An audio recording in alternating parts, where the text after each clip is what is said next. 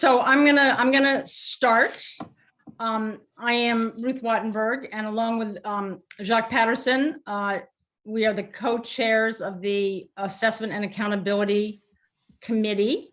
And we have a long meeting today. We have an hour with our speakers and then an hour of internal business, and we've set it up. So I'm gonna chair this first hour, and then Representative Patterson is going to chair the second hour.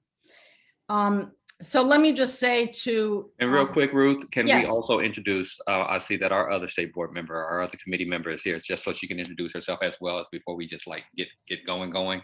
Yes, that's a great idea. And Dr. Reed an opportunity to introduce herself as well. Thanks, Jock. Carlene Reed, the Ward 8 State Board of Education rep. And thank you, Matt and Stephen, for being here. And Jessica Sutter from Joining us soon. Is going to join us later. Right. All right. So let me just say to those here in the room and anyone who's listening, this is the board's Assessment and Accountability Committee. And we are charged with coming up with recommendations for how we might improve the current star rating framework that we use under ESSA. This work began in the previous board. We now have about half new members, but in the previous board, we began to look at it. You've seen some of the documents that came out of it. This new board charged this committee with coming up with recommendations. And so here we are.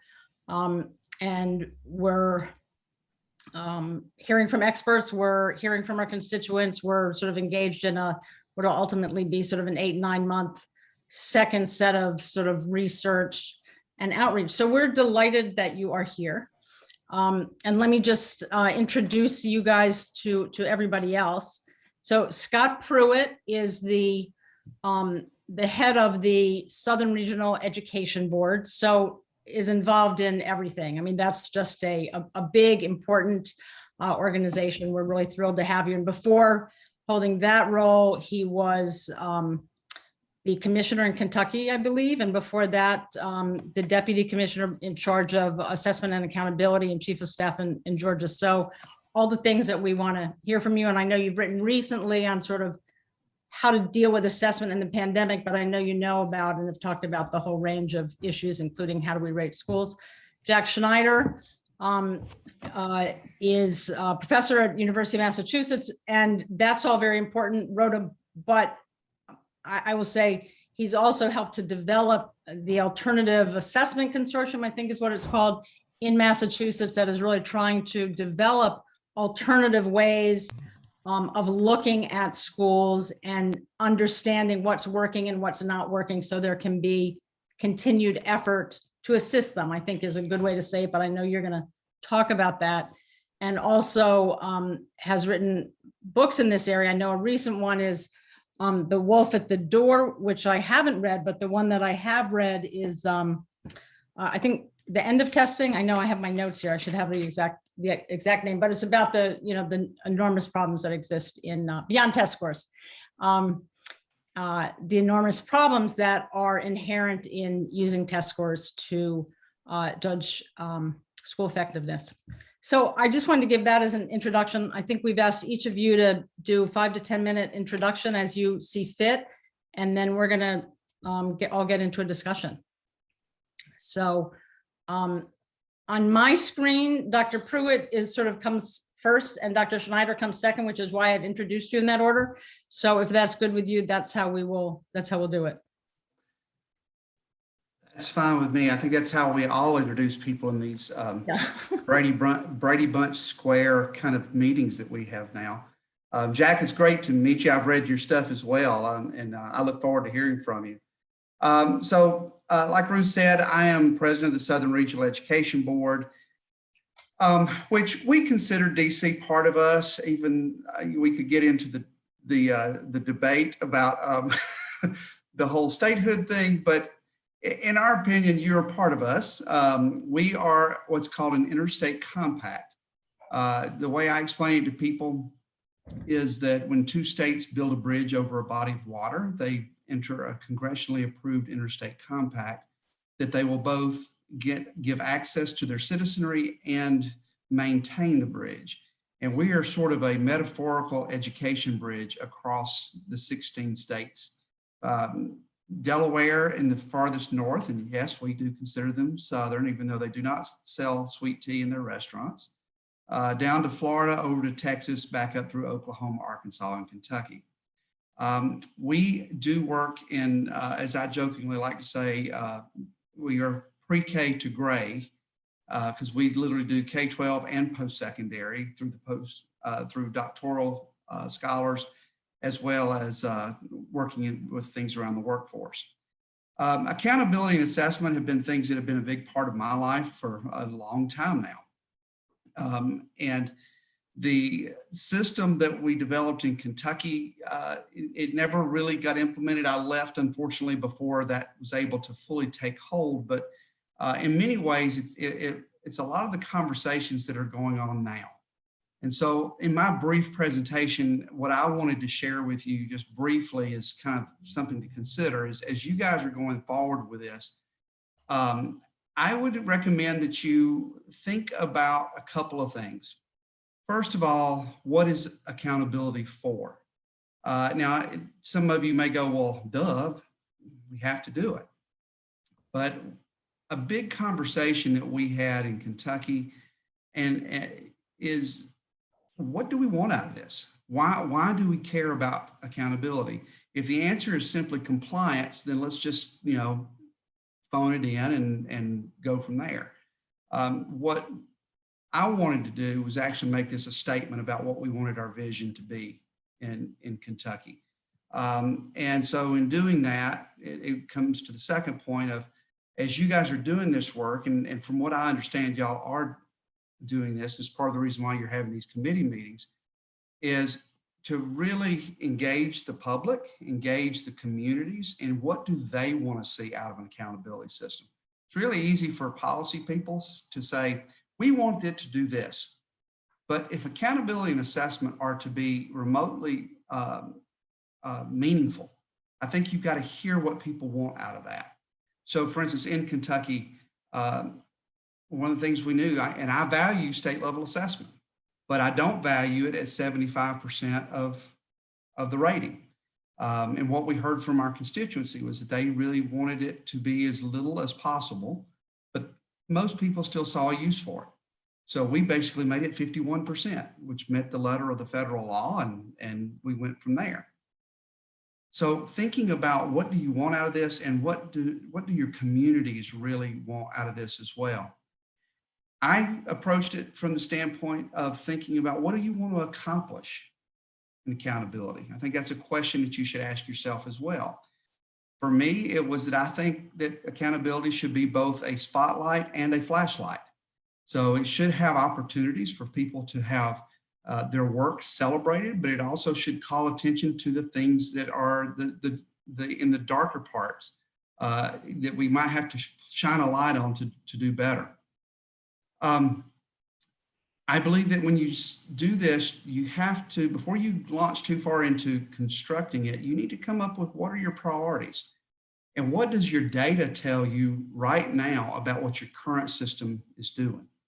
I think you have to do a deep dive into saying, and from what I can tell from the questions that were sent and from some of the conversation I've already heard, you already feel like the data is not giving you an accurate picture, especially in schools that have high minority students. So I would encourage you to continue down the path of looking at that accountability.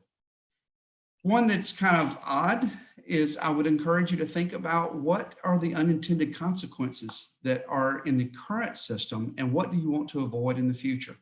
I actually had a committee that was called the Unintended Consequences Committee, and their job was to find ways to game the system at every turn and to help us think through how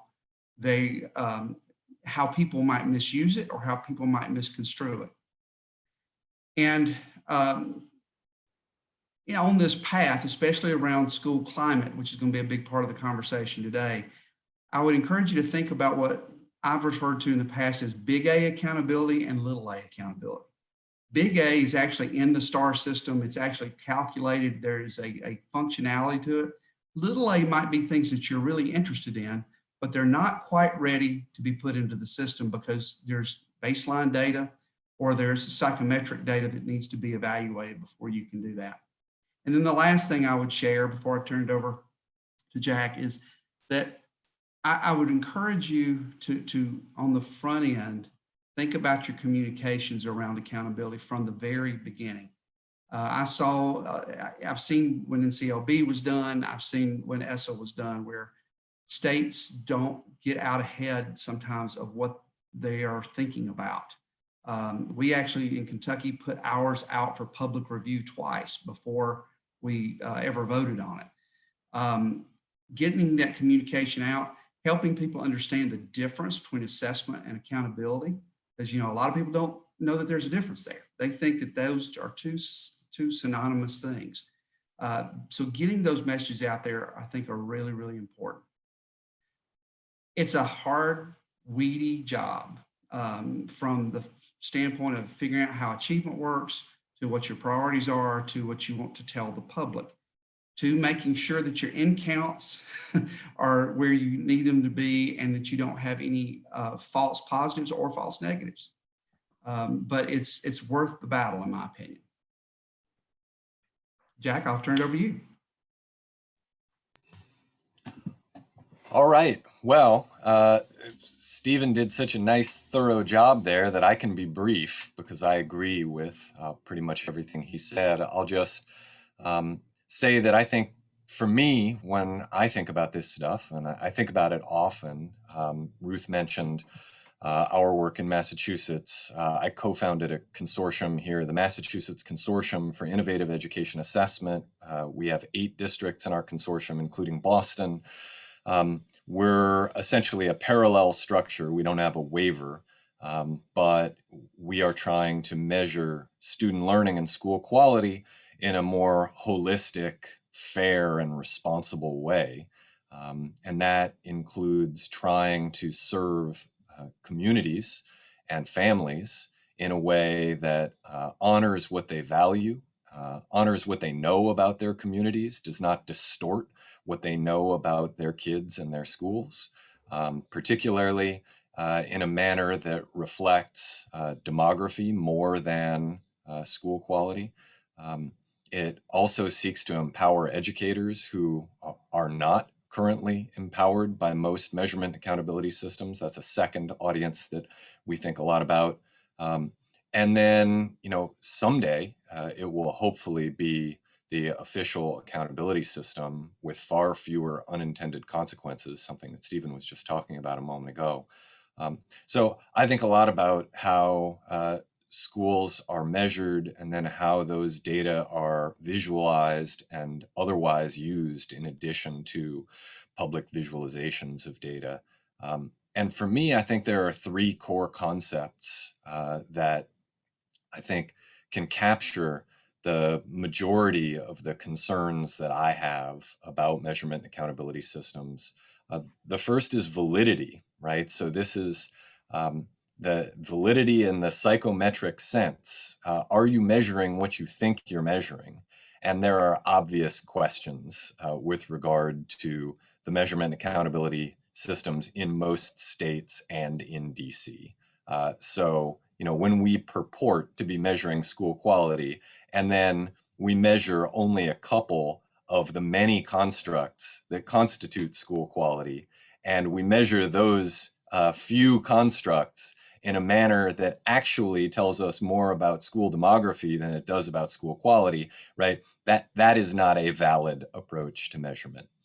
There are other validity concerns that we could spend our time talking about, but I think that is a concept that should be at the heart of any effort to overhaul a measurement and accountability system. The second is democracy, right? That ideally, measurement accountability systems shouldn't be weapons that are used against people. They should be tools that empower people. Unfortunately, that isn't how it works most of the time these days. Centralized offices use measurement and accountability systems in a manner that disempowers community members. That was not the intent, but it's certainly the outcome in many ways. And so for me, when I think about measurement and accountability systems, I think about, how can we empower families, for instance? And I don't mean as shoppers who are not engaged in schools as communities and who are instead seeking to hoard privilege for their own kids by seeking a status credential. What I mean is, how do we let parents and families and caregivers know what school strengths and weaknesses are so that they can get involved, so they can advocate for change, so they can use common language, so that they can rally together, so that they can bring their resources to bear on the school? You're not going to shine a light, to use Stephen's phrase, if the only light you have shines in one corner. And that's the way that the current tools use, right? There's some old story about somebody walking around looking for his car keys under a street light, and somebody asking him why he was looking there, and he said, "Well, this is the only place there's light. I can't see any place else." So the idea of democracy here goes beyond the abstract aim of empowering people and thinking about what are the ways we can actually give voice to people. And there are lots of ways to give voice to people, including starting with building a school quality framework that reflects what people actually value, rather than beginning with a narrow range of measures and then pretending that that actually gives people the information that they want. So democracy is the second concept that I think a lot about when I'm thinking about measurement accountability. And then the final one is equity, because we know we live in an unequal society. We know that equity breaks along lines of race and class and other forms of social and economic identification.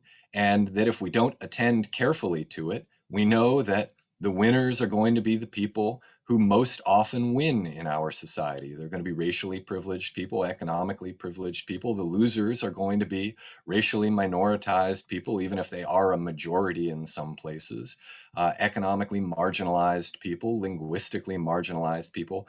We know that injustice will be done to those people if a system simply perpetuates the status quo, including common perceptions about where good schools are. So, when I'm thinking about the concept of equity and I'm looking at something like the STAR system, the first thing that jumps to my mind is, are we steering middle-class white people towards schools where they will only go to school with people who look like them and who come from backgrounds like them? Are we stigmatizing the schools attended by kids of color? Are we stigmatizing the schools attended by low-income kids? Are we dividing people in a manner that is deeply problematic, unless, I recognize that, if a school wants to do something like adopt an Afrocentric curriculum and work really hard to empower a community that has been historically disempowered, I think there are good reasons to have schools that don't reflect our communities. But unless that is the intentional mission, then I think that the idea that we should accept segregated schools is ludicrous. And I'm not implying that any of you do, but we certainly do with our measurement and accountability systems. We know for a fact that existing systems exacerbate segregatory patterns. So, that's not the only problem with these systems with regard to equity, but it's certainly a good example of it. So I'll stop there. I think I promised short, and I think I probably came in at about the maximum. So hopefully I'll get a hold of myself and be a little briefer in future comments. Well, great. What I'm going to do, and I think Jacques had to jump off for a call and he's going to be back on very soon. I want to open it up with a broad question that we have asked in the committee that actually comes to us courtesy of Representative Sutter. It's a great question. We've come back to it and she's now with us. And then we'll sort of go into rounds here and we'll get into a discussion. But the overall question is, you've seen our documents and you've heard about our concerns, which are broadly, and I'm not saying every single person agrees with every part of this, but broadly, there is a view that there's a lot of bias in it. And that's part of what you tweeted about today, Jack. And the second piece is that for many of us, it's, and you both mentioned this, it's too narrow. It's just about test scores and there's a lot more to quality. So if you wanted to point us towards where to look, what are the alternative ways of doing this? What should we be looking at and where should we be looking? So Maybe I'll go backwards this time. So I'll start with Jack and then I'll go to Scott. Sure. I'll try to be brief here so that we get through more than just one question. And I'll say that I think we have a lot of resources on our website, mciea.org. You know, the fact that we are a parallel structure that is not an official accountability regime means, you know, a lot of problematic things, including we're nobody's first priority, but it does open up the potential for us to do things that are, for instance, not legal under ESSA. So I'm not suggesting that that this is a shovel-ready model, not unless we reauthorize the Elementary and Secondary Education Act. Unlikely to happen anytime soon. But I am suggesting that, you know, as a kind of blue sky project, that there's something of value, I think. I mean, as somebody who designed a lot of it, of course, I think it has value. And I would point particularly to the breadth as opposed to the narrowness there, that we measure something like 36 separate constructs of school quality that are organized in a manner that eventually feed into 5 key domains. You know, one of the biggest problems that's identified in your report is that everything funnels into a single rating, which we've done some research, and I think I've shared a little bit of it. We've got a new piece in AERA open that you could just Google, and it's open access. It's a great piece. That's on the student perceptions. It was terrific and short. Yeah, and it just shows that different school quality constructs do not correlate with each other. So, you know, you need to get all of the tiles in the mosaic in order to see the whole picture. I think that's the right metaphor there. It's not simply that if you measure one little piece of school quality, that's a stand-in for the entire construct. So, you know, I think one of the things we do really well is measure broadly, and you've got to do that, as opposed to, you know, measuring attendance 3 times and measuring test scores 4 times and measuring graduation 2 times and then calling it a day. And then the other thing that I think we do well there is we attend very carefully to equity. And so we look, as you do in your report there, we look at what is the relationship between this measured variable and student demography, right? Now, there are certainly cases in which we might be concerned that that correlation is actually an indicator that particular kids are being systematically underserved, but there are research approaches, designs that can help you ensure that that isn't the issue. So like one of the things you did was you looked at gross scores versus proficiency rates. And that's one way of showing, oh, it's not that these kids who are identified as an at-risk population are actually being systematically disserved, right? They're learning nothing. They're actually growing at the same rate as their more privileged peers. It's just that they are starting in a different place and therefore coming to conclusions about the schools based on the proficiency rates as opposed to the gross scores doesn't make any sense at all. I'll stop there. Dr. Pruitt. So there's a lot in there, and Jack did a great job.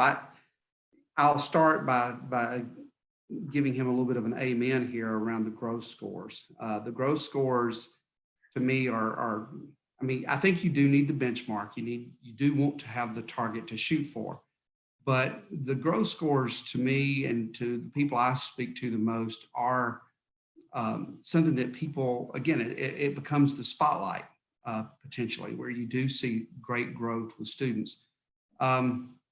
Frankly, when we did our system in Kentucky, we did also the opposite. If a student went backward, then we dinged them a little bit in the system, because it's like, well, if they went from proficient to not, you didn't do something to support those students. Now, we didn't ding them if they went from exceeds expectations to meets, because that would have been because it's a different content level.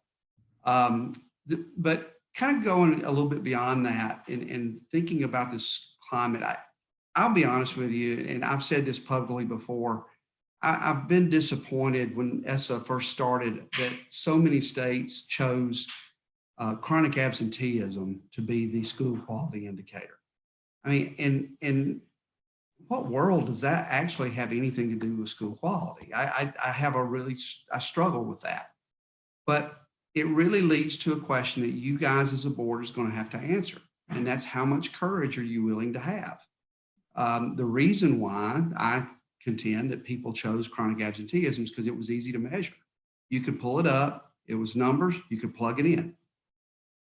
If we really want to get into the equity and we really want to get into ensuring that this system is measuring the quality of the school environment, then we're going to have to do something more challenging. I know in Kentucky, and we were very blessed with a great student data system where from the state level, we could even get into seeing the school schedules that kids had. And so I wanted to know, what's the probability that a student of color is going to have an AP class? What's the probability that a student of poverty is going to have an AP class? What's the probability that they're going to have access to fine arts, to career and technical education? And so one of the things that we started really looking at pretty closely, that was going to start off as little a accountability that I mentioned earlier, but eventually transitioned to big A, was let's set some baselines of what those probabilities that students are going to have those scores. And now let's figure out what it would mean to grow from a psychometric standpoint. The example I always use is fourth period is the longest period of the day. So if that's the same period that you have your remediation courses, your AP courses, your band course, what's the probability kids are going to get access to any of those? So it can't just be a course catalog.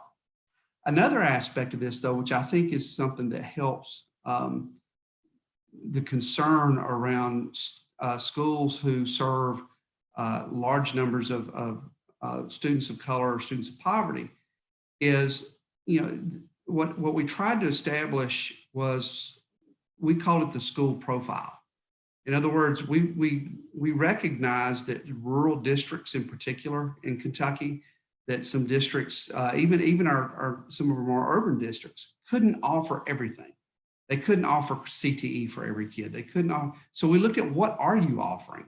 And we're creating a profile of each school, and then going to judge against the profile how many kids are having access to the things in your profile. And then what could you do for growth in the future?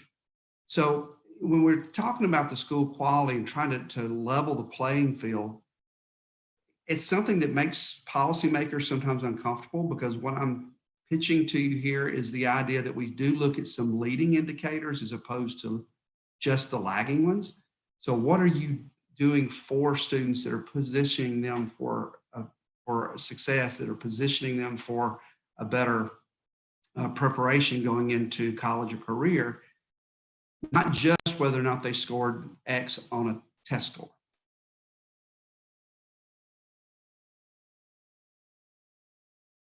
Ruth, I think you knew. Okay, just so everybody knows, I got completely knocked off for about a minute and a half. So there's a minute and a half in there that I totally didn't hear. So if I raise it, that's why.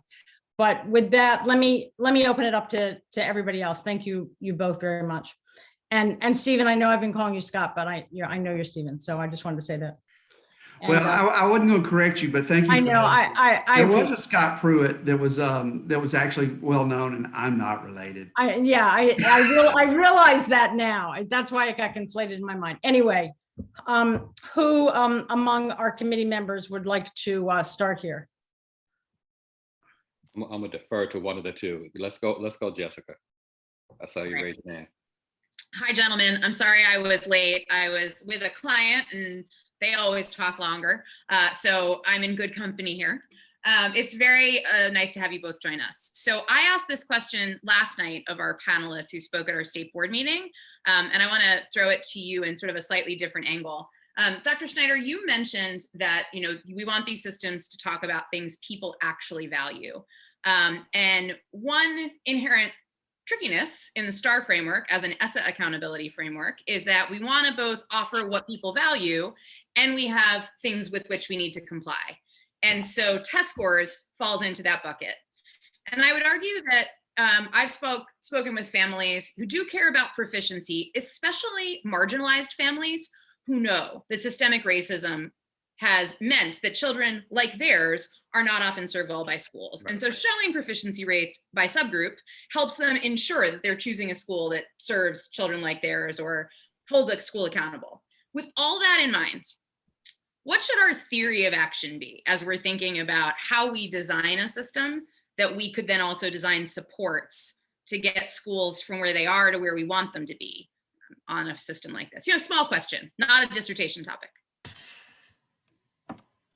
It happens to be mine, but okay. Maybe Stephen, I'll jump on this grenade since I'm the only one who got mentioned, and if you choose to be a part of the party, then you're more than welcome at any time. I was going to defer to you anyway, I had Jack. a conversation about a month ago about this, so I have a sense of where he might go, but I want him to go there for everybody else.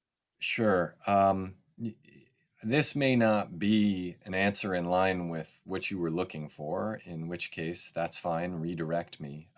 But, you know, I think for me, my theory of change here is that information is empowering, whereas automated judgments are not.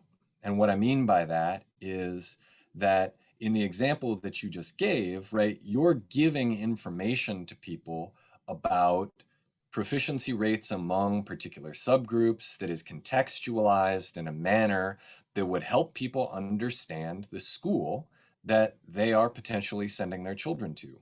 My daughter attends a highly diverse school where there are lots of kids who are below proficiency. And we understand that. We know what that means. We know that that isn't going to harm our daughter in any way. And so for us, that information has been contextualized because we happen to have somebody who does this for a living in our household. Whereas if somebody looked only at, now Massachusetts doesn't give levels anymore, but they did.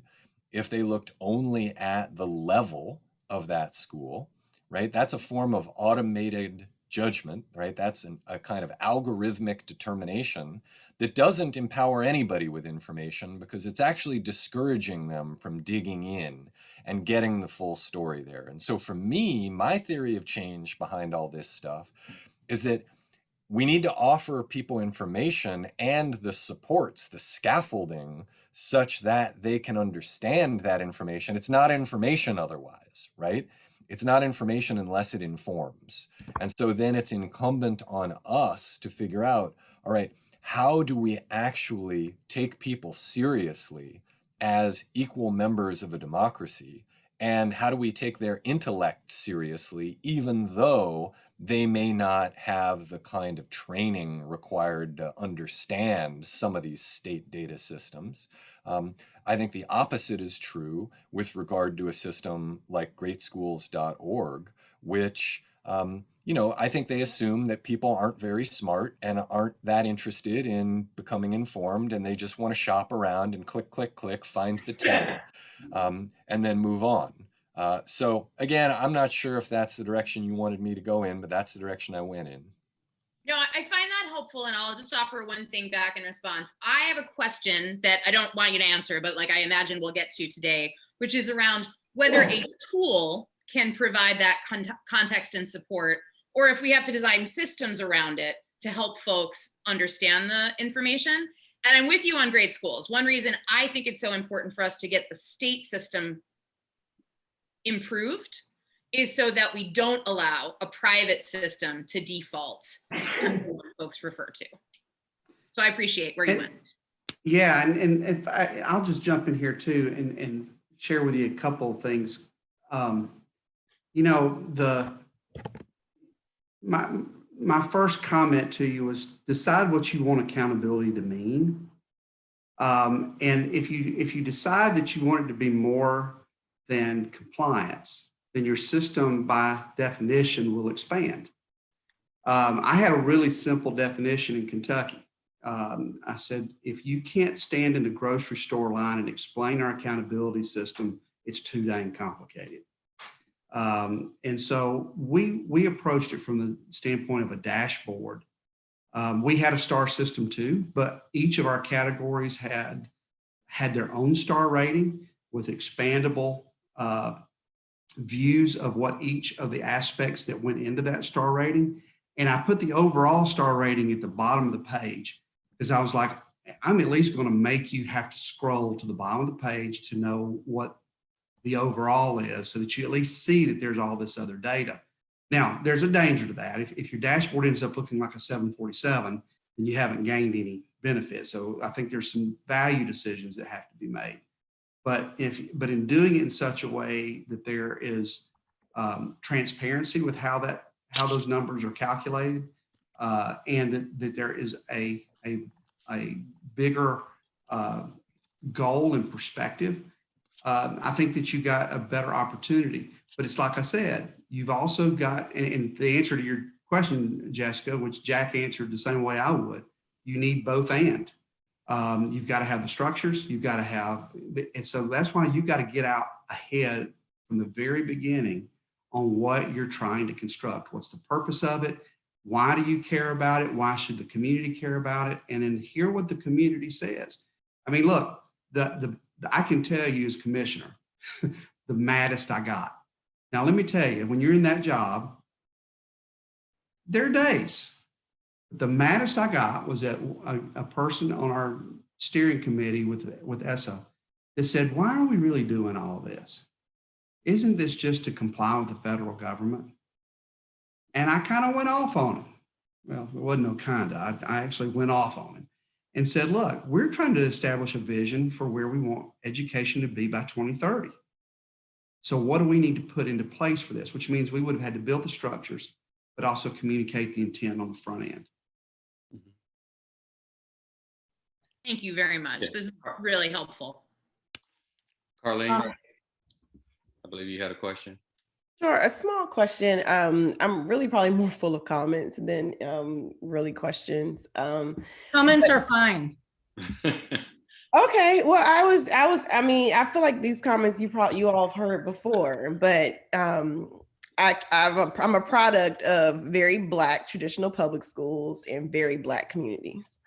And I will say most of my friends are exactly same demographic, and we will all be probably somewhere in our profile characterized as at risk.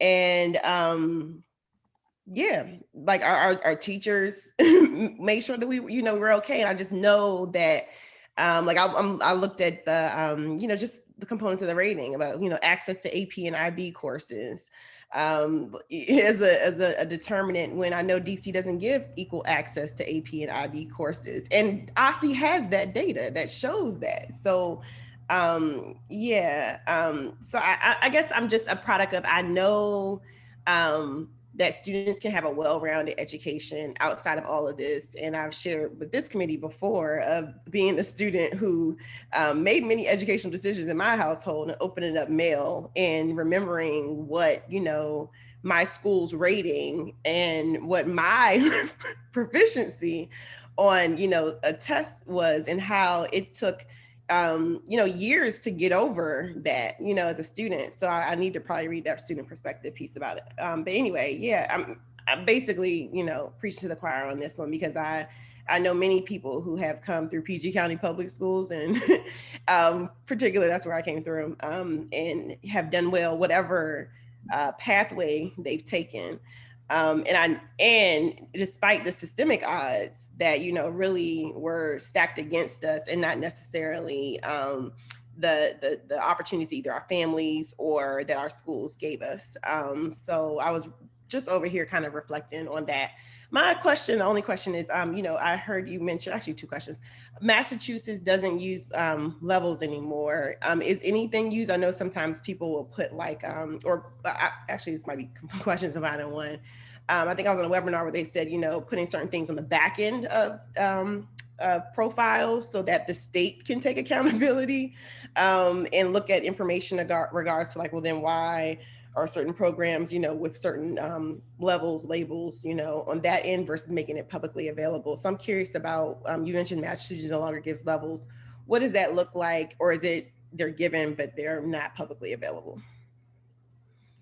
So they I think have realized that the false precision that they were conveying to people by saying, well, this is a level 1 and this is a level 2 and this is a level 3, right? And this gets us back to this concept of validity, where if that's actually valid, you ought to be able to walk into a level 1 school and feel how different it is from a level 2 school, right? And if it actually seems more or less identical to a level 2 school, right, then you don't have a valid measure there. I'm obviously oversimplifying a little bit. So what they've decided to do is basically, this is a sort of a crude, and by crude, I don't mean impolite, I just mean rough, a crude description of it. They say, okay, well, here are the bottom 20%. And these are the ones in need of assistance. These are the ones we're going to take over, right? So they essentially said, we're really just doing what used to be levels 4 and 5. Everybody else, you're fine. Which, you know, that's better than the false precision. But I think there's still a validity challenge with regard to the question of, are they actually identifying persistently underperforming schools? Or are they identifying schools with a lot of Black and brown kids, a lot of poor kids, a lot of English language learners, a lot of special education students? And, you know, you can probably guess what my opinion about that is. You good, Carly? Yep, I'm good. Okay, I would like to indulge, if you guys will, me a little bit and give you guys some context to my, so to speak, question. Okay, so I live in Ward 8. That's where I've raised my children. I have 3 children, lived there for 25 years. Most of the schools now receive 1 or 2 stars, most of them.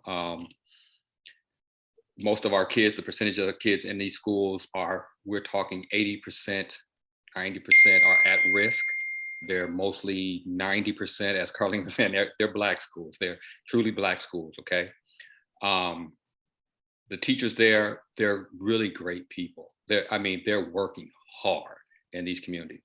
Most of the students are showing up a few grades behind, 2 at minimum. And those who look for better schools, they have already went to charters, are there because there's so much choice in the District of Columbia. They did what I did, and I'm going to admit to it. They went to another part of the town where the schools had more resources. So I say all that, I put that in that context to say, living in the community that I live in and that I serve and that I love, when I talk to parents, they want to know, Jacques, how can you make sure our schools get better? You know, with this accountability thing, they want to know what's going to point to, how can they use something to make it better? It's, the stars to them are kind of almost irrelevant because they do have a love for their schools. It's just that they're looking at their child's education and they're going, look, I don't have another year to wait until this school gets better. I want a better school, but I need to see something that this school is improving for me to actually stay here. They don't have anything to show. And so if you were in my shoes, how would you respond to that as you're designing an accountability framework? Because to me, accountability is to those parents, as it was supposed to be. How do I respond to those who said, Jacques, you're a state board representative. I want you to be accountable to me and my kids and the teachers that work in my schools. Okay, do it. So I'm asking you to give me an answer for that. Well, I mean, it's all right, Jack. I'll start with this one. I had a very similar issue in Kentucky, and we had, it was very. We had, of course, Louisville and Lexington, which were our big urban centers, and then we had Robertson County, which didn't even have a cell phone tower. And so the challenge of an accountability system that meets the needs of that level of difference it's a challenge. But this is why I feel it's important to have to do something that provides more information for people rather than less. So the accountability system when I got there was based on percentile score. You actually got a score like you would if you were on a test. So there were people that scored 98, people that scored 92, and they were percentile. So you supposedly were better than 92% of the people there. And that was so focused on that people, yeah, you're right, Jack, talk about false precision. I mean, I could write a book on it. I mean, because not only was it false precision, it created such a competition between people. They weren't willing to help one another. And so there was this, Got so it. it was this, and all people cared about was this test score. So like I mentioned that we use the STAR system too, but we put the overall system at the bottom because there were a couple things we found out. Number one, some people, they love their banners. Oh my gosh, did they love their banners? They wanted to hang the banner up in front of the school that said, we are not, we are in the 95th percentile, all this stuff. Our charter schools do that here. If they're tier one, they hang a banner. Yeah. You get a banner. Mm-hmm. But it's meaningless, right? I mean, to the general public, that's meaningless. In fact, what I told people was, when you start doing that or, some type of grade like that, that's what the health department gives you if they find rat droppings behind the oven. What you need is something that's more, that gives you more information about different categories that you care about. So I did a 12-stop tour in Kentucky, and we did a bunch of surveys and everything to try to find what those categories would be. And that's why I was really for the dashboard. And I think that Kentucky, what they've used of that system has been beneficial to them, because the people that you're talking about, Jock, that wanted to know, what is my school not doing? Well, I can tell you, if you say we offer 3 AP classes, but the chances that you actually are going to get to take one of those is 0.01%, somebody's going to have to pay for that. I mean, from a PR standpoint, if nothing else. It gets people into a better conversation than just about the test scores. If the test scores rule the day, you might as well just keep a STAR system or a grade system, because it's going to be just as informative. But if you expand it to say, we care about school quality, we care about whether kids are having access to fine arts, to career and technical education, to science and social studies. I mean, you think about science and social studies in elementary school, the South is facing potentially 18 million unemployable adults by 2030. That's a study we did. And the reason is because artificial intelligence and automation are going to replace the current low skill jobs that we have in the South. So that means we've got to have a better focus on science, STEM, those kinds of things. And so it was really easy for K-5 to pretend that they were doing fine in science. They got tested in 4th grade, and they made sure they taught a lot of science in 4th grade, and hopefully their kids did okay. Mm-hmm. So we started going up. We're going to make you tell us how many minutes a year or minutes a week you're giving science. You got to start reporting that. And so you don't want to make it so oppressive that people can't understand it. But with technology the way it is, you can set up a dashboard where with a couple of clicks, you can get a big picture, and then you can dig deeper into exactly what's going on into those areas.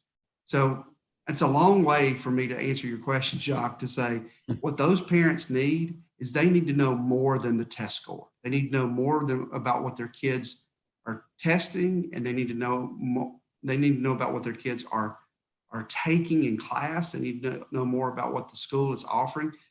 How about access to school nurses, access to counselors? That part. All of those things. Mental health. Mental health. Yeah, I mean, when I put that in our accountability system in Kentucky, I thought the superintendents were going to rise up. They actually were supportive, but it's because we got out on the front end and said, the first year we're going to measure how many kids have access to school nurse and mental health. And then we'll set a measure after we get some baseline data. But I think all of that is important for parents to know, and for you as a state board. And like I said, it's going to take courage, because this is hard, because you're talking about making measures that have not traditionally been measured in an accountability system. But I think it's worth it, and I think it's doable. Thank you. I appreciate that.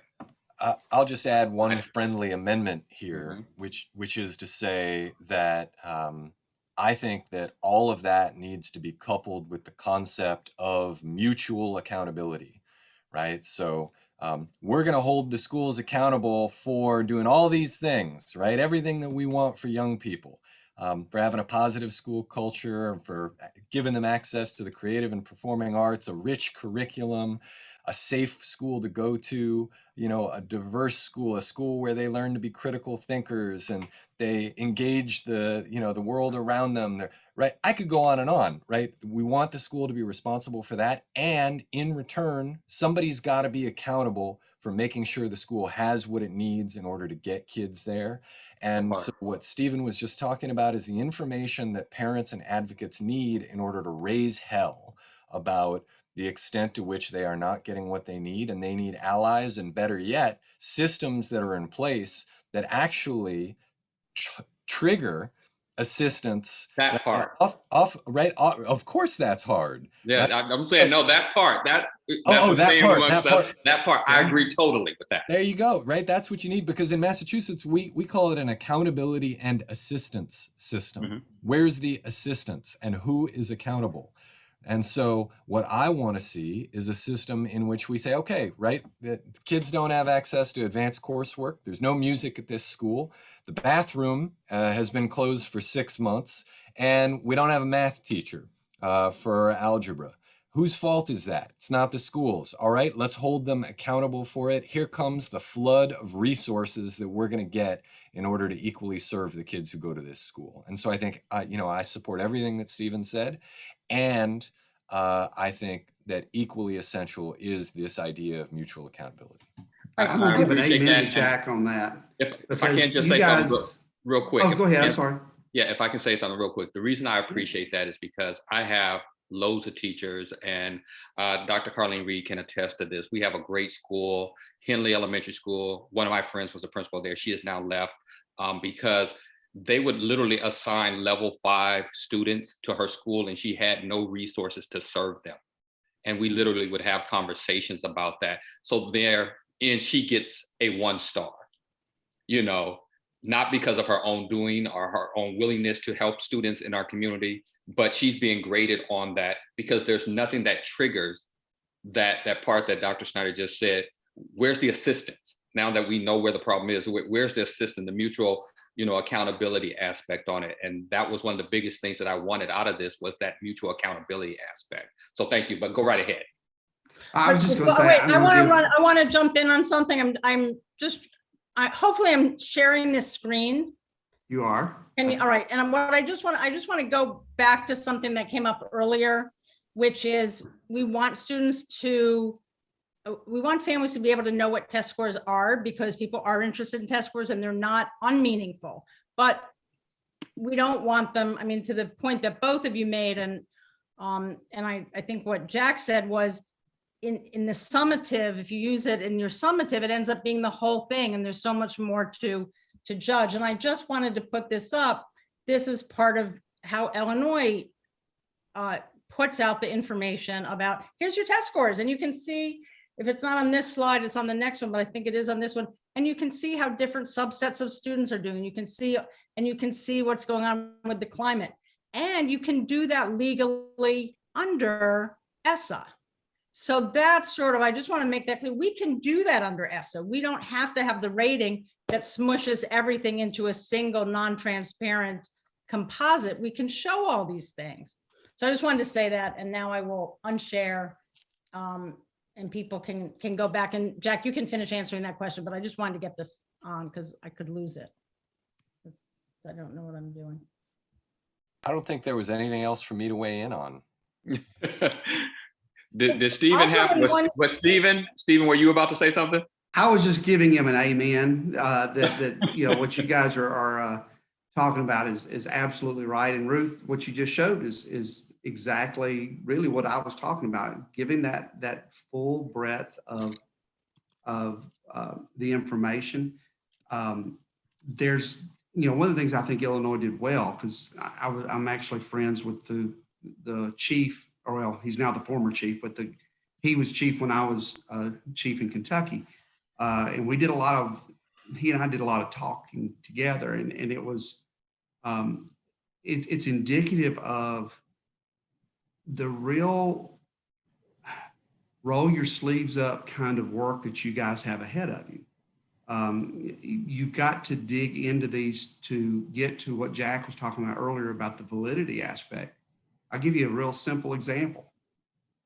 I don't know that this is a big issue in DC because you're a little bit more of a confined system, but for us in Kentucky, we set an in count of 10. So you had to have at least 10 students to be able to show them as a population, which, by the way, in your communication, your words matter. So like, even though it's in federal law, I refuse to use the term subgroup because it has connotation with it. So, you need to think about your language. But the issue in Kentucky, when you're looking at a district, is you'd have 5 elementary schools and there would not be populations of certain students because the in count was below 10. But those 5 elementary schools would feed into a middle school. Well, if there were 3 of those kids in each of those schools, all of a sudden that middle school now has 15 students, and now they're a population. And because the elementary schools hadn't done their due diligence with supporting those 3 students at their school, it now looks like the middle school is not doing their job. And so they would get a low rating. And so we found a way to dissect that out to say, that's not on the middle school, that's on the elementary schools. And so which ultimately means it's on the district. The district wasn't doing their job. So I only give that as an example of when you guys are digging into a dashboard, it sounds great, and it is, but it's a lot of work where you've got to really think about what the validity and what the unintended consequences of that system are. And then Stephen, in your analysis, or the example that you just gave, some research that I've done is then early childhood programs spend a lot of times trying to protect themselves from pushing academics too soon, to keep that, early care, play-based instruction, learning, so that, they're protecting themselves from not getting too soon into, these really, that math and reading trajectories that kind of quickly happen because of the testing that's going to come up in the elementary school grades. So that's interesting that you saw that coming down from like the middle school level to elementary. Mm-hmm. All right, we are sort of at where we said we were going to end. I have one very quick question and one potentially longer one. And I don't know if others do, if you guys can stay for another 5 or 6 or 7 minutes. So my quick question to Stephen is, how did you show the science minutes on the dashboard? That's something that we've been wondering about. And then my question to Jack, which is a little longer, but we don't have a long time, is just to say in a paragraph or two, what we add when we use climate surveys. So what we were going to, and again, we were very blessed with a data system. We had every school was on the same learning platform. So basically we were telling elementary schools they had to set up courses that showed that they were in science a certain number of minutes. So that we could pull it from the student information system. Now, again, when after I left, I don't think that they followed through with that very much because my successor didn't have as much interest in that. But that was the plan, was that we were going to collect that data, and we actually had done this in the past in Kentucky in our previous system where they were called program reviews, but basically it was a spot check in schools that, in addition to what was in the student information system, we would have people that we would send into schools to see if they were actually giving us valid information or not. And they weren't necessarily notified ahead of time that we were coming because we didn't want a dog and pony show. So that was a big part of how, and I will tell you, that is one of the most difficult parts because it is self-reported. And this is why people don't like leading indicators, because you do get into some self-reporting aspects and people do try to game it. But there are ways that you can at least place some structures that you can validate whether people are submitting quality data or not. But it takes time. It's the little a accountability. I think you've got to convince if you just roll that out, then you're going to have a lot of people that get really upset with you really fast and really question the validity of your system. And so in my opinion, it's better to roll things out gradually over a 2 to 3 year period, as long as everybody knows it's coming. Now, if every year you're just changing it, then they get frustrated with that. But if they feel that you are taking your due diligence to make sure you're making a fair and valid judgment of what those school climate aspects are, it's easier for it to go down. Now, everybody's still not going to love it, but they're going to like it a lot more than having a 75% achievement. If they know that there's something else there that can offset that and give them some kudos, but also give them something to shoot for that's not just a test score, you actually build some goodwill. I'll just try to be brief here looking at the time, but it's student perception surveys and teacher perception surveys can allow you to measure constructs that, lo and behold, people who are in the building can help you measure, right? So things like teacher practice, that's something you could ask students about. Professional community, that's something you could ask teachers about. The school leadership is something you could ask teachers about. How safe students feel physically and emotionally, how well they feel they belong, what their relationships with their teachers are like, whether they value learning, right? The list can go on and on and on with regard to the things we might care about that these folks can weigh in on.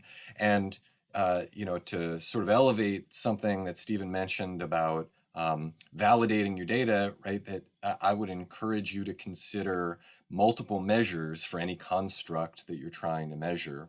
So that's one way to kind of, you can't ensure validity, but you can shore up validity there. And when you ask people these things, right, one of the criticisms will be, I'm looking at, what Jessica put in the chat here about, what cautions we need to consider. One of the things people will say is, well, that's just people's opinions, right? Well, we actually know how to build survey scales that are valid and reliable. And we know that when they're taken by a large enough number of people, right, a large enough N size, that they aren't opinions, actually they're data.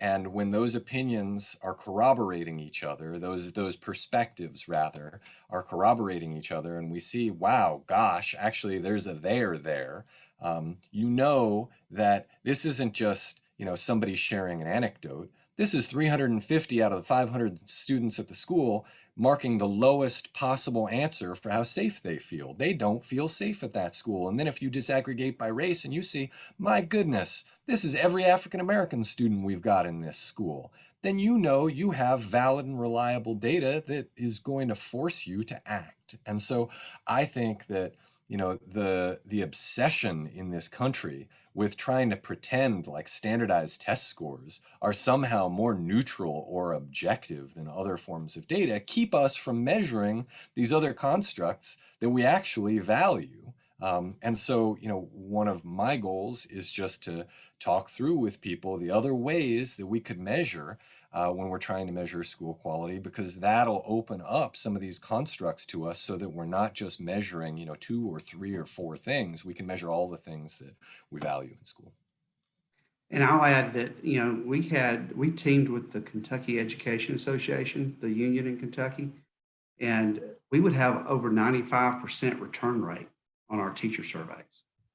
I mean, because we did it together. It wasn't something KDE did. It was something that we did as a partnership.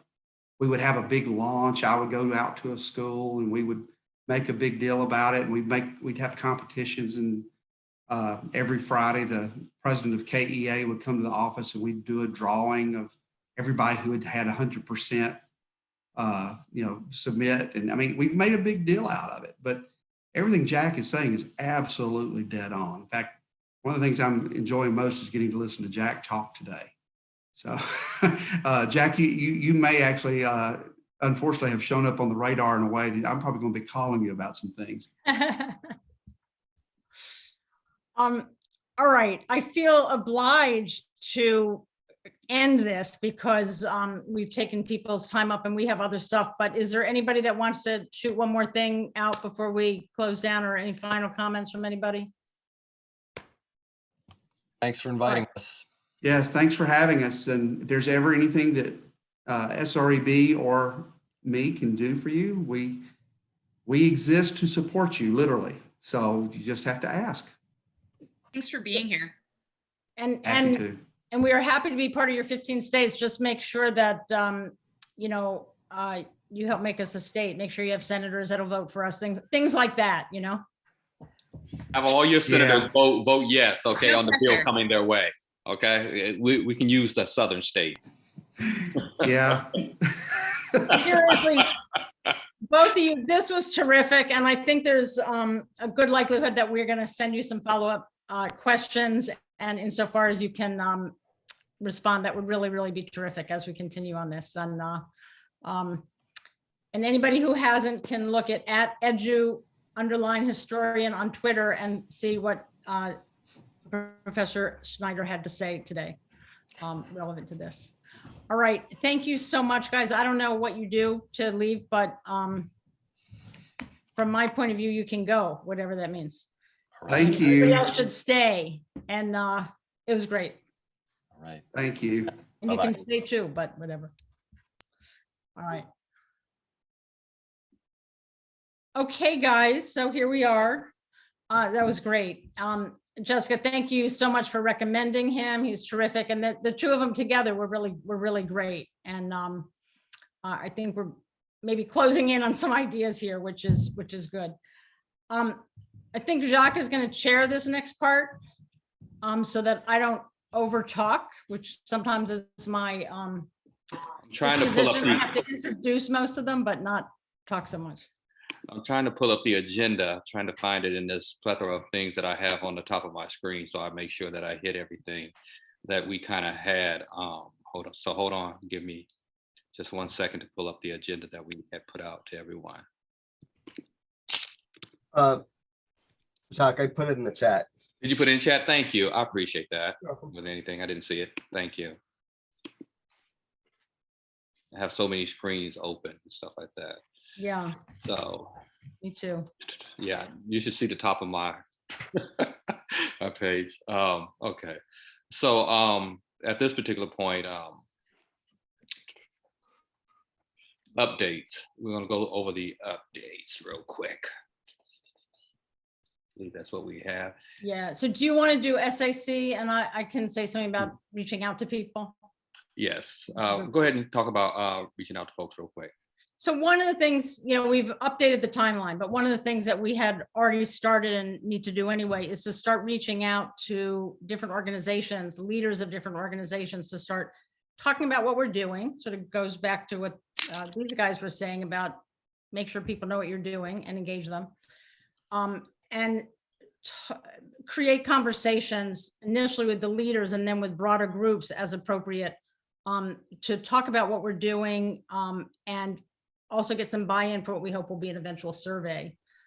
So I have reached out to C4DC, and actually Jacques and I are going to be talking to them on Monday, to sort of an initial group of people. And then Jacques has been reaching out to PAVE, I think, and you may comment on that. And we also have a group of teacher groups and principals and, moving out that way.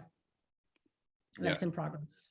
Yep, and that's what we're so far is in progress. I can tell you that I've talked to groups like Maya and PAVE, as she said, and reached out to DEC as well to get them kind of involved in what we're doing and to talk to them as a group as well. I also have some principals that I'm going to be talking with that were part of my Georgetown group when I was at Georgetown. They're actually a group of 19 or 18 principals at this particular point. They're still principals in both charter and DCPS school 9 and 9s that I'll be talking to. And they're kind of going to be a focal group for me. And I'm looking forward to kind of like sitting down talking to them. You guys probably know some of them, like Kimberly Martin, who's at Wilson. Ward 7. Ward 7's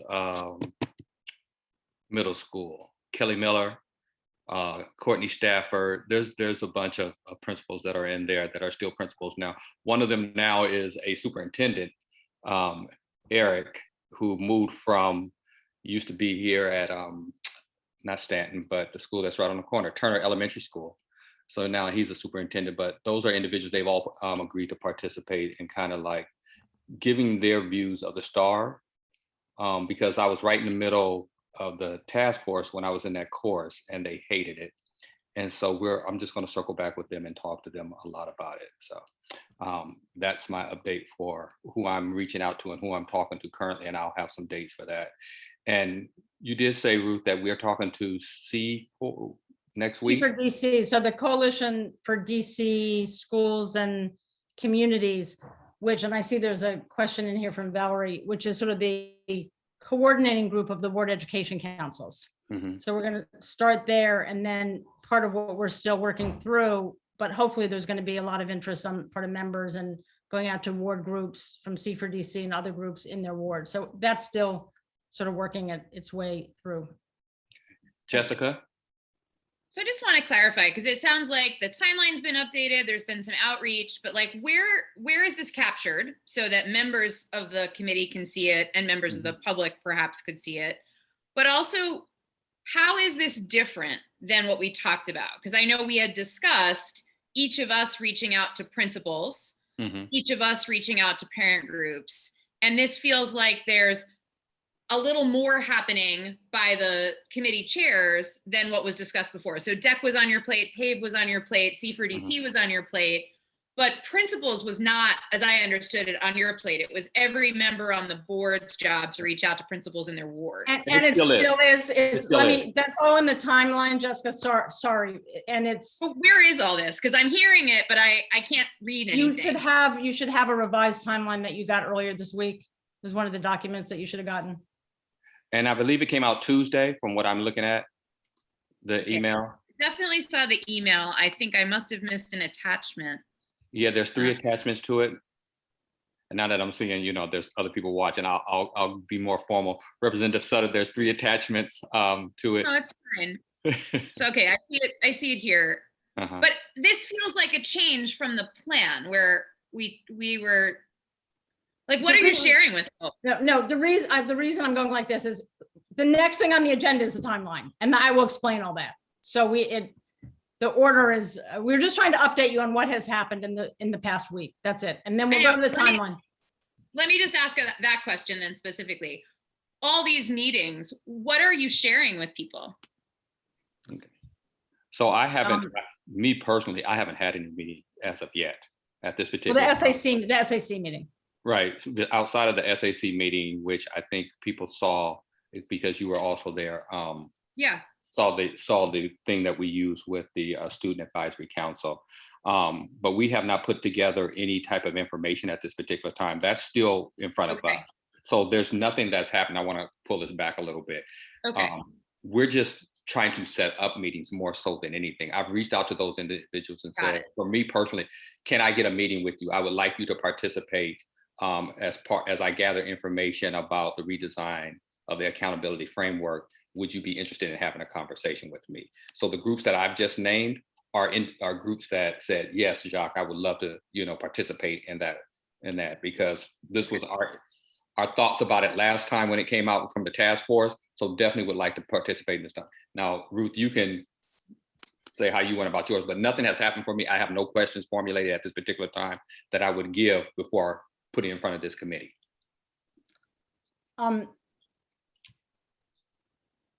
So I can say one thing on my outreach, but the broader thing I really want to talk about is how we've revamped this, what is still there, what's coming up, and so on. So so as I said, we started reaching out to the parent groups, and we do have a session scheduled with C4DC on Monday. And one of the things that we want to talk about today, we're going to walk through some of these documents that you got. And at the end, we have the beginning of a few slides that we will talk about as well. But it's basically what's going to be in the documents that you have, the proposal document. So Can we go to the timeline document, I think is the.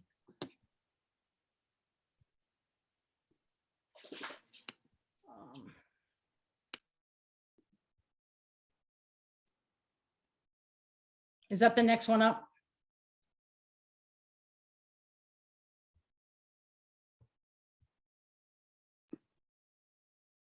Can Darren, can you pull that up? Sure, yeah. No, I just meant one next on the, That's the next one up. It's the next one up. Darren, can you put that in? Yeah, I'm gonna pull it up right now.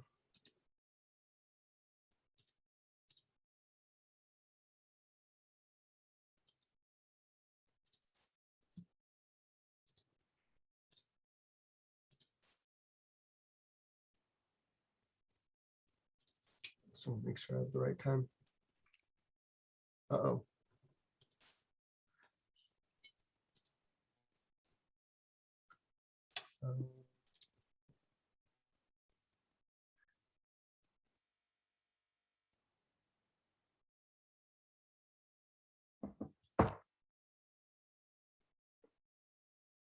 so what this is you can see in the left side is sort of the original timeline that we talked about last time and is to some extent captured in the timeline that we submitted in the original Gantt chart.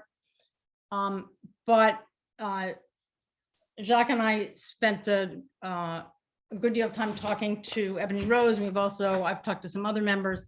So what we've done is try to keep the beginning not so different. That is, let's continue to have a front-loaded effort to get our documents together, to get our ideas together, to get our surveys together, so that members, as they see fit and as it works in their wards, can start doing stuff and engaging people as it works for them, but to greatly extend the back end. So originally we had said we would try to do the engagement in June and tentatively and then adopt and then adopt something in September. This is refined to say, yeah, people will start to do their engagement in September. I mean, in June, as that works for them, in the summer, as that works for them. School goes back in August. And then in September, the sense we got was September works as a good month to really do a lot of big engagement in wards. Groups are ready to do it. So that's the thought, is that you start early. September would be a big month. And ideally, people would feel ready to come in October, look at some proposals, which hopefully we'll be developing and iterating and refining over time in October, and we would vote in October. So that's, and if we had to slide to November, I guess, we would, but that's the idea. And that's sort of reflected here.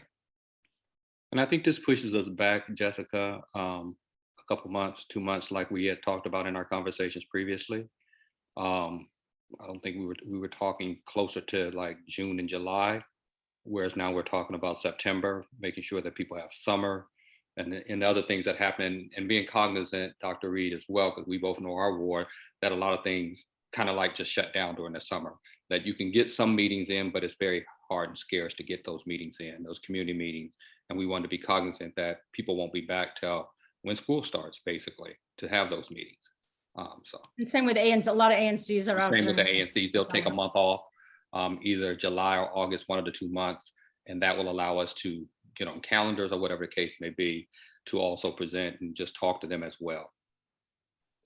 That all makes really good sense. Thank you. And I'm sorry I missed this document. I had seen the 2 other documents, but somehow did not see the timeline. So I appreciate that. All good, all good. And we'll also be, pushing it out to other people after we talk here and just sort of make sure it works broadly. Yep. All right. What's next on our agenda? Okay. Emerging resolution. Yep.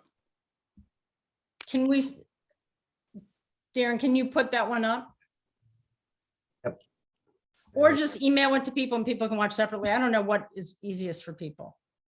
I can share it. Give me one moment. Right. And let me, while Darren's putting it up, what I'll say about this is, I guess it's a month ago, I'm going to blame it on the pandemic. All days and months and weeks seem the same. But I think it was last month or 6 weeks ago, whatever, we looked at an initial set of ideas and proposals. What are we recommending? What would we start throwing out there? And among the responses, I know, Jessica, you wanted to raise some, on the one hand, some particular questions about some particular things. I remember the best of and the groups, and also just that we need to talk about it. And that's right. And that's sort of the point of exactly this, is to have things on paper so we can start talking about them. And that's what we're going to do right now for 15 minutes. I suggest that we go to the next part, so that it's like a resolution, right? So you've got some whereases up front, and we can come back to them to sort of beginning to play out the arguments and the issues around trade-offs that we've talked about. But then to get here here are the options. These are sort of the options. And this is also sort of what we're thinking about, beginning to frame how we would think about the presentation. These are some of our options. And if you keep going down, Darren.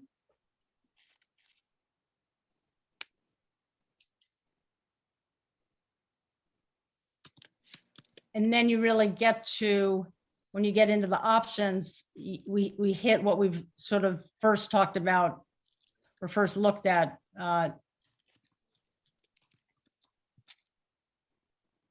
Next to the options page. Yeah.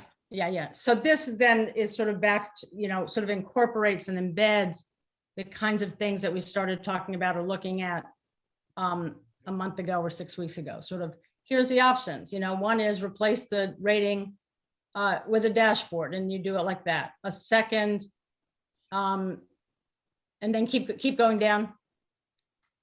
I want to state that as we talked as co-chairs, this is more so, and Ruth, you can weigh in on this. This is more so of trying to shape. It shouldn't be something that frames.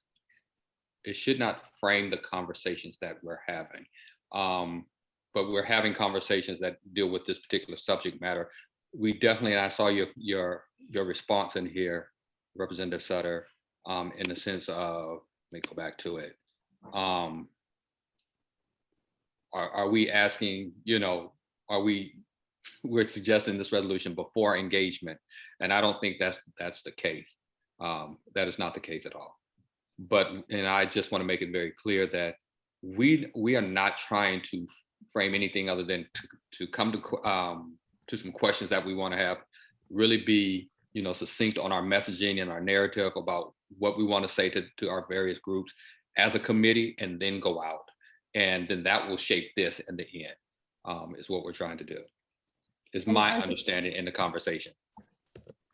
So Ruth, can I ask just 3 clarifying questions? Yes.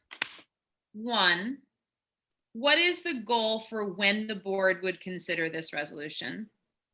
2, have you given thought to making it shorter? This is a lot for a single resolution, including, I'm just imagining John Paul having to read this out loud for the record. And 3, are these descriptions both in lay language enough and succinct enough for the general public to feel like they can understand it? Question mark. Sorry, I shouldn't have had my voice go up there at the end. So 1, what's the timing of this? 2, is it possible to make it shorter? And 3, can we give some thought to writing this in language that is accessible to everybody who we might put it in front of? Let me start with the when, which is also related to the why, right?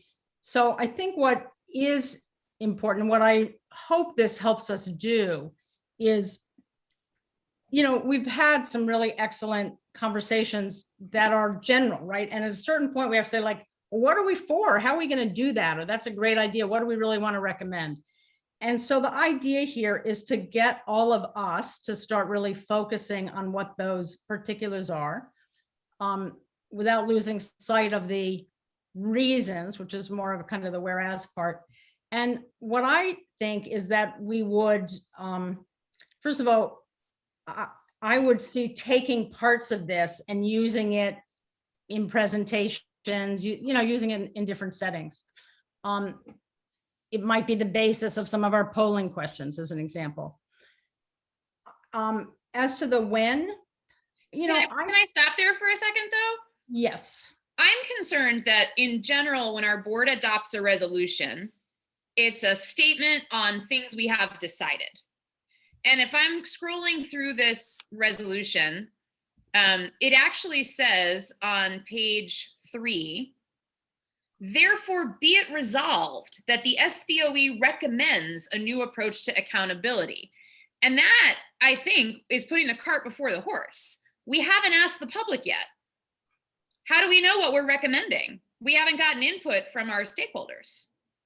Well, let me say a couple things. First of all, it's not a resolution until we pass it. So part of the point is we're not passing it today. And the question is, when are we going to pass it?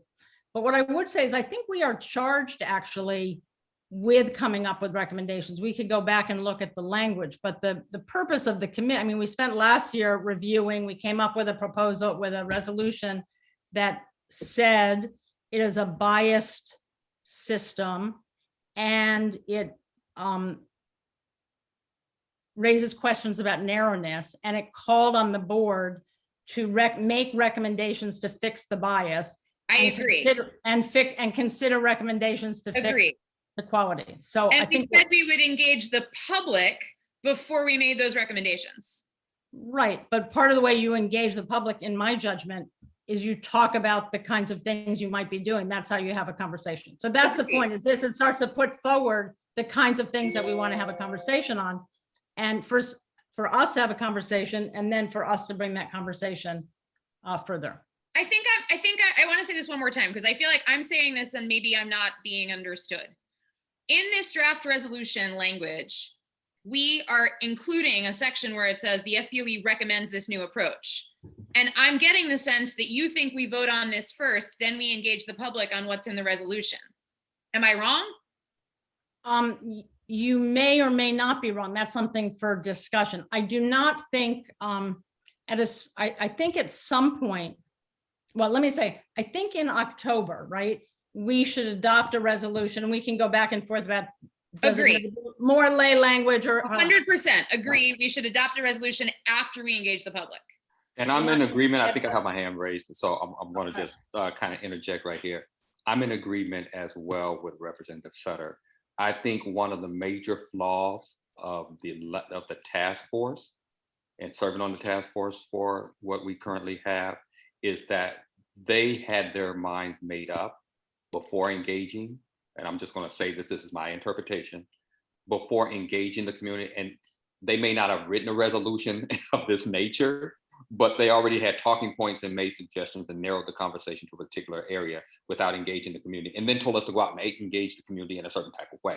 What I don't want to happen is that again.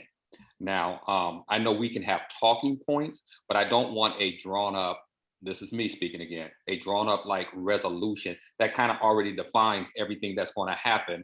And as you said, Representative Sutter, we haven't engaged anyone as of yet to really say, on these particular points. And I'm understanding that there were some things that were done prior to my coming onto the State Board of Education that gives some input to what is before us. But I really would like to hear from the community with very broad kind of questioning, what do you want to see in your accountability framework, without trying to tell them, frame what their response is going to be, if that makes sense. And I think a lot of this kind of already assumes that their answers are going to be this. After Carlene, I will respond. I don't quite agree with that, but okay. So I wanted to hop in because I do think two pieces. One, when we come to the community, we need to do some like not just information collecting, but it's like educating. So either could it be like the report that we had about the star rating, providing some of that information, because some information, like just the whole concept of some of the standardized testing information is just very deeply ingrained, where folks think that or have no idea that some of this information is biased, or certain points that we're measuring have nothing to do with, like, you know, like I feel like for the layperson, if you say, okay, we're going to measure attendance, SAT, IEP, or AP placement, that kind of thing, you're like, oh, that sounds really good. If we don't have anyone to like really break down, like, what do these things mean? And then turn it over to the community and say, okay, based on the information given, you know, what are things you still want us to use to measure, and what are things that you want us to, do differently? So I think whatever our engagement sessions have to be some information about, here is where we screwed up in how we previously, developed this system, or here are the flaws, here are things that possibly work, and then inform the community before we just say, what do you want? And I only reason why I say that is because, again, doing kind of the community, like little micro community engagement sessions that I've done, people just say, oh, we want math and reading. And so it's going to take just some, like more explanation to get to anyway, informing folks, and then, asking folks, what do they want? The piece about the resolution, looking at other resolutions this board has passed, just kind of making sure that we don't promise or put action items in our resolutions that we aren't going to keep up with. And I just say that being on the Outreach and Advocacy Committee, where we have about 7 unresolved resolutions from previous years. And not that this has a lot to do with what's currently going on, but, it does. But, I just want to make sure that when the board passes resolutions, it makes it meaningful when we actually can say we've executed the resolutions and, there has been some kind of impact. So that's kind of what I'm feeling around the conversation of, when we engage the community, yes, you want to know community perspective, but I think we need to honor what the system has done to our schools, or what was created. Because I agree with Jock. I remember being on the back end and not want to participate in the accountability or the development of this, because I know OSCE already had their mind up about what elements it wanted, and it just got parents and families to co-sign on that piece. So I think it's just an element of like, what do we need? How are certain elements beneficial? How are certain elements just kind of perpetuating the current system? And then I think our community is going to be well equipped to then say, okay, we have been educated, and this is what we now want to build.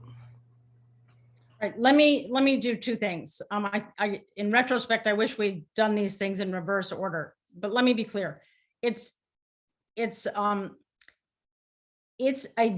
just call it a document. The point of the document is to start focusing us on what is our common language? How do we want to talk about this? And that's why I wanted to bring us to this options alternatives page.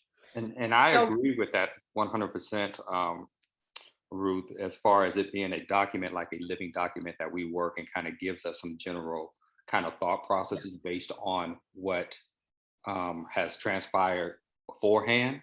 What I was trying to say, because I believe that we should put recommendations forward once this is all said and done, and that we follow those up, and we give other individuals who are interested in this time to kind of like help us out to make sure that it's kind of adopted in whatever way. I just want to make sure that we're not framing too much for the public that we're about to engage, is my particular point. Yes, I want to get to a resolution. I want to put forth a resolution. But I just want to make sure that it's informed. The resolution that we do has some of the historical knowledge that in the work that we've done, but is really informed. Right. I'm hearing it, and I want to come back to that, but I want to be clear about what things are, because I don't think I was as clear as I needed to be. So just as an example, this options thing, it's not saying what we're going to do. It says that basically there seem to be 3 ways to fix our problems. And to Carlene's point, we need to talk about what the problems are, right? What are the problems that the board found? What are some of the issues? There seem to be sort of 3 initial ways to alter the bias and narrowness in the star rating. One is you can change the indicators, you know, less proficiency, more growth, like whatever. Another is to change how you weight the groups. That's more technical. A third is to switch to a dashboard. And we've talked about putting in something like a school review process or something that is more diagnostic. So what I'm trying to do here is just lay out, those are the options. Those are sort of the broad options so that people then can start brainstorming about, so if we're going to change the indicators in it, what would it look like? So now I just want to just say that's the point of this. Now, what I kind of wish I had done first, but unfortunately it wasn't totally ready, is Jacques, Darren, and I have been going back and forth multiple times on a presentation that I think does a lot of what Carleen is talking about, which is sort of saying, here's what we've got, here's what DC looks like. What do you think? Have you used the report? And I just want to show I think I can show this, you know, just as an example.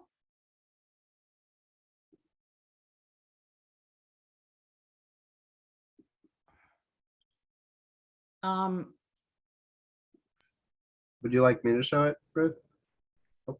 No, did I do it? Yep. Okay, so as an example, the way the presentation would work is we would start by sort of talking about, you know, here's what we have in DC. We have a report card. It has a rating system. We have if you go to your, if you go to DC report card, and actually let me just see, I think we even show, we show it at some point, but so then there would be a feedback, and Darren should I show this Padlet, Darren, just to give people an idea? I'll share the link. That one might not work. Just Oh, all right. update. Anyway, the point being, you have a conversation and then you go,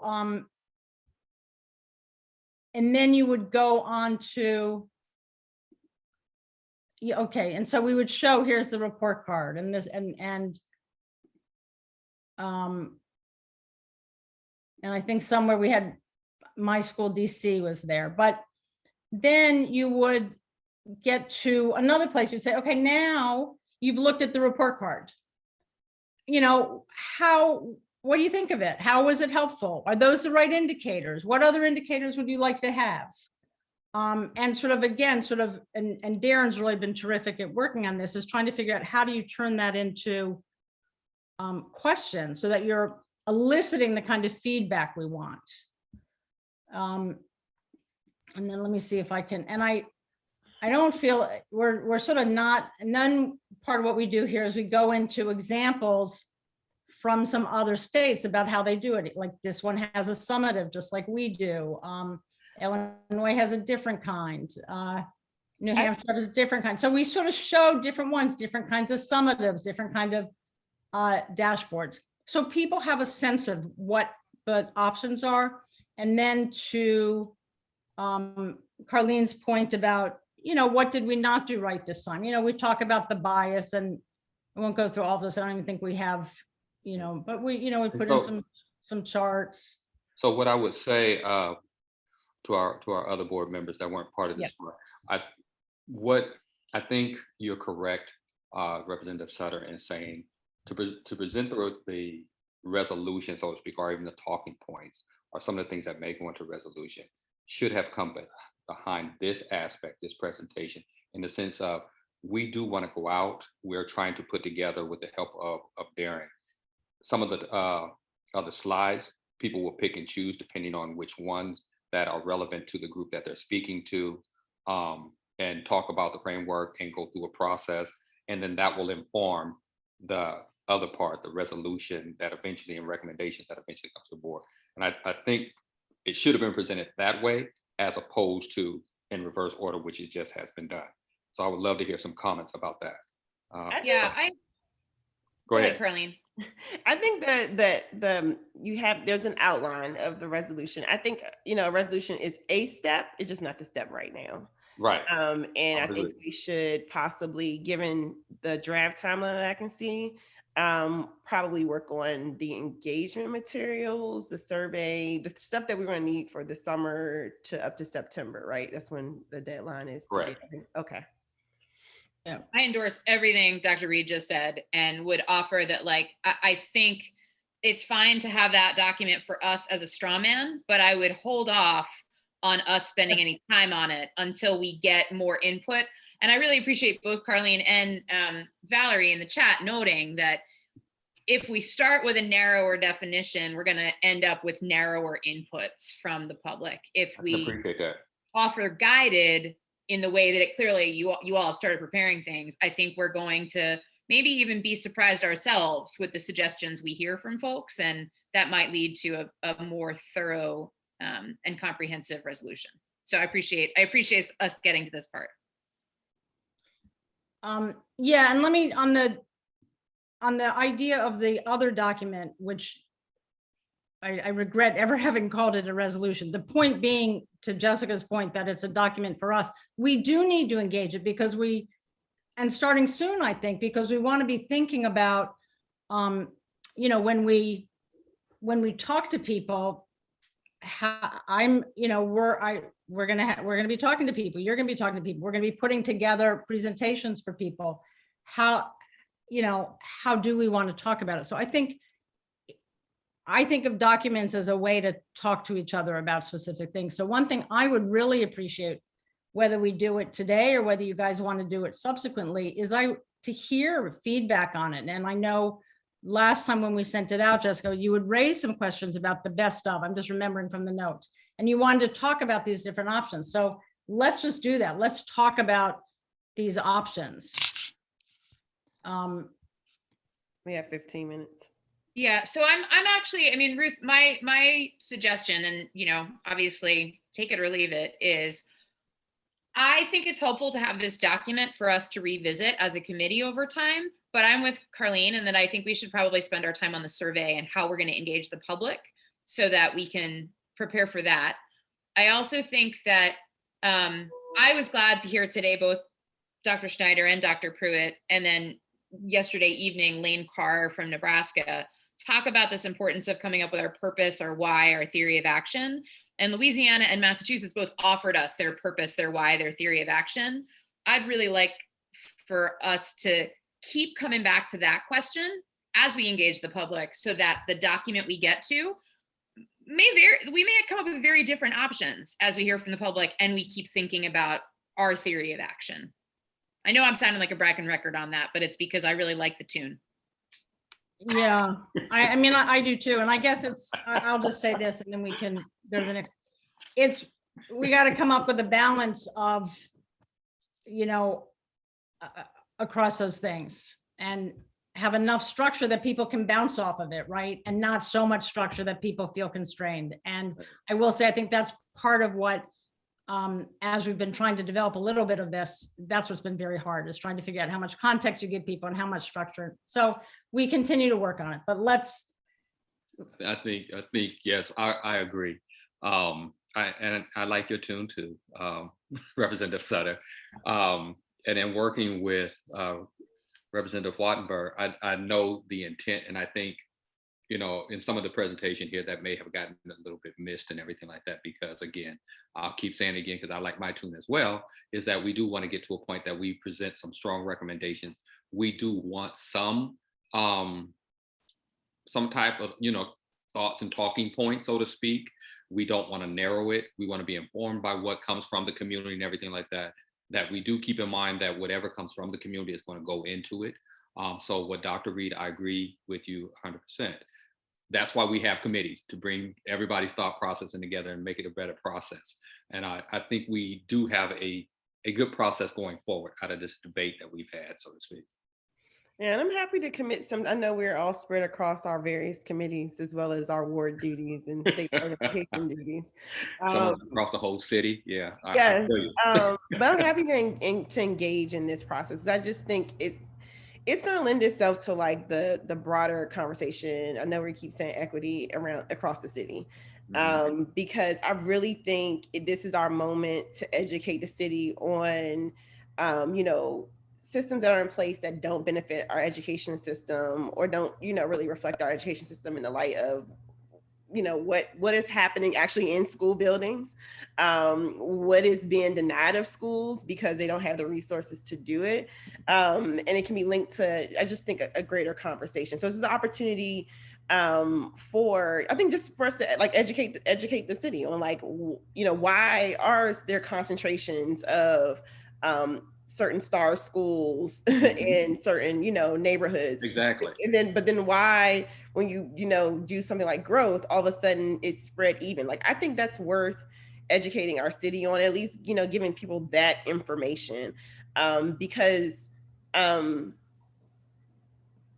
think it's worth it, because because the back end is, we're going to build this accountability system, but then we're going to have to start asking the city and areas of the city who may have been experiencing a wealth of resources, to shed light on, now there are certain parts of the city, like, that need the resource, and maybe your area is not going to get as much resources at the moment, because that's the true equity, and able to build certain schools that have been denied systemically for a long time. So I just think it's worth to get the community engagement piece right. As right as possible, or close to right. I don't even know what right is, but again, just educating the city on this is what's been happening for decades.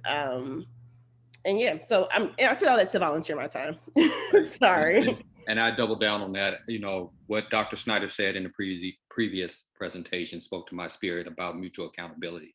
I've preached on and on and on during the campaign that I wanted this framework to be an indicator of where inequities were, not an indictment on schools that were suffering and struggling through inequities. And I think he said it perfectly, where he said there's a mutual accountability aspect. And I'm looking forward to the engagement in educating folks on how you hold your school accountable for the things that should be done for your child. I think that's very important, and that we come with that kind of mindset. We spoke about it the other night as well, with an asset-based type of mindset approach to this, and saying, really, there's some good things happening in school. How can we make your school better? And what are the things that we need to make your school better? That speaks to your community. I think we have a great opportunity to do that, to really build an equity tool that services all parts of the city, not just one particular part of the city. I think we have that opportunity if we do engagement right and we educate people on what this can be for them. So, all right, Jacques, I'll let you decide if we let this go on or we go. The one other thing I do want to talk about before we leave this is the principal protocol, which is the other thing that people got. It speaks to Jessica's wondering about what's going on with that, with the interviews. Right. So I don't want to cut this off, but I don't want to lose that by the end. It's okay. I think we've kind of exhausted this particular subject, Right. so we can move to engaging other principles aspects of it. All right. The one thing I'll say on this is, I or somebody else can try to sort of play out some of the theory of action stuff, but I would really like for people to take a look, especially at this back end, and see what is in there that makes sense to you as sort of how we start to talk about this, so that we have some common language to talk about it. So I'll just say that. But then I want to, and I think we'll be able to, starts maybe send some slides that will sort of start to describe the way we're going to have some of these discussions. At least, we have one on the calendar, the rest, not not quite right now. But the other thing that you got a copy of is what we call in the principal protocol. It's pretty straightforward. The idea is it's about 8 or 10 questions that people would ask of their principals. And to Jessica's point, that's the same as how we originally talked about it. Jacques is just very excited because he has his own focus group. Right. The rest of us just get to do interviews, but he's got a whole focus group. But just one. That's just one so far. There's a lot of engagement to do, but that is one. Right. One Exactly. I would principle. just say Jessica got off, but she thought the principal protocol looked great. Okay. Terrific. Okay. Anything else on that? And one thing, and I think Darren may be listening, but one of the things that we do have to figure out on this is how to, if we're all going to go out and sort of interview some principals, I think we'll all learn so much, because the principals and the school leaders, they've been on the front lines on this, and they get it from the top and they get it from the bottom and they know how it's, you know, affecting their school in ways that, you know, they're just on the front lines. And I will say to that point as well, is that during the former putting this together with the task force, principals were like the only real constituency that I really didn't see. I saw a lot of other various groups on the task force, but you would have thought I did something to a classmate at a school when principals came out of a meeting where I was at Cadoza, and we were actually having a meeting in that Georgetown class, and they heard about the STAR framework for the first time because they had no input whatsoever. And it was pretty devastating as a person who called many of them my friends, not just principals in schools, but actually my friends. And they were very, very adamant about what this was going to do to their particular school. So I think principal engagement is one area we truly need to make sure that we fix and get input into what their thoughts are about the STAR framework and how it reflects on their individual schools, because they know them best. Go ahead, Carlene, you have your hand up. You're on mute. I'm on mute, and the thing just said you are muted now. Okay, yeah. The questions look good. The only one, and I can't say I have a better way of writing it. I could be rusty on my survey writing at the moment. Come on, But wordsmith. number 2, in your judgment, does the rating accurately reflect the educational quality of your school? That one, for some reason, because I don't think any principal's gonna say they don't have good educational quality. You know, like, I don't know. I'm just No, but does the rating framework express it? I think that needs to be obviously a wordsmith. wording problem for Yeah, sure. it needs to be wordsmith to get that answer out of them. I feel like they're all going to say no. Okay, maybe I could be already have bias, but I just want, yeah, maybe, I don't know why, but this one I just feel like the answer is going to be no. I see what you're saying, that there's Is it no rhetorical? broad way to, I see what you're saying. I think the educational quality, something, I'm not sure if it's offerings, I'm not sure what it is about this one, but it's jumping out to me as it could be one that I think we can just get more rich information. And I'm sorry, I hate to flag something and not have a better solution for it. But that one, I feel like it's a good question, but I feel like we can get more rich information. You can get more quality answers from it if we just reword it. Something out of it, or like, yeah, either define something about that one. Okay. I'm all over it a little more too, but that one's just the only one that kind of peeked out to me. I can see a lot of people saying no, but I don't know. I could appreciate that. The one question I have for all of us is, so let's say we all go out and interview several people, and Jacques has his focus group, so he gets one, but we're all going to go out, we're going to interview, we're going to find out a huge amount of stuff. I think it'll be really fascinating. And then part of the question is how much we want to ask other people to report back. Obviously we do some, right? We want to hear from everybody else about what they've learned. And one question, and Darren and I were talking about it, is how standardized you can be about that, and how, you know, we want to get back as much as we can. And at the same time, the more we ask for, I'm afraid we're going to lose people doing it at all. And part of the value of this is that every interview we have, we learn something, right? So it's just a question about how to aggregate it, how to turn it into a report, how to give the information back to staff so it can be turned into something. I mean, how do we do that? And I don't have a really good answer to it. Did you repeat that question, Ruth? I'm sorry, I was still mulling over the end of question. No, just how we're going to, in a regular, in a formal research project, you'd be more likely to have, a couple of people who were trained to do the set of research. They're going out, they're doing it in a pretty standardized way. They're coding it, they're doing all these things. We're not that. We're a group of really interested people who can be oriented in a certain way. We can use a standardized protocol. We can agree to report back in certain ways, but it's not going to be, the same as if, It's not gonna have strong efficacy. Even the study. Have what it's gonna have, you know, it's gonna be credible to us who did it and credible because our colleagues did it, you know? And so we have to figure out Yeah. how to report it so that maybe the thing is to come back and have a meeting about it, like where we all compare what But- we've got and we write that up, you know? But how is what we're doing any different than what the task force did? Because they sent us out to do basically the same exact thing, so to speak. We reported back to them, of course, and we told them how many meetings we had and stuff like that, but it's pretty much the same thing. Well, no, I mean, what's different is in the end, you weren't the one that got to decide what you were approving. That's true. I That is mean, true. so it's totally different.